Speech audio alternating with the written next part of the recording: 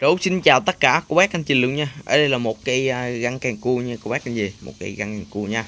Cái này dàn chân rễ của nó đứng rất đẹp luôn, rất nghệ thuật nha. Hoành tổng là 87. Rồi hình tổng cái tổng chân đế luôn là 87 nha. Cao là 80. Rồi chiều cao là 80 luôn. Bầu là 45. Bầu dài là 45 nha cô bác anh gì. Cây dàn chân đế rất là nghệ thuật nha, rất là quái luôn. Đây, cây này gồm có hai đầu sóng nha. Phần chân này, đứng co lắc thôi. Rất đẹp luôn.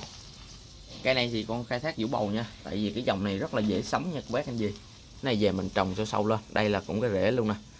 Đây cái thân cái cộng đó cũng cái rễ nhỏ luôn nha. Dàn chân nó lắc rất là đẹp luôn, quá quái luôn nha. Dòng này ho trắng nha cô bác anh gì, dạng ho chùm nha, ho chùm rất là đẹp luôn. Rồi mà cô bác anh chị xem bài ủng hộ có luôn một cây găng càng cua nha.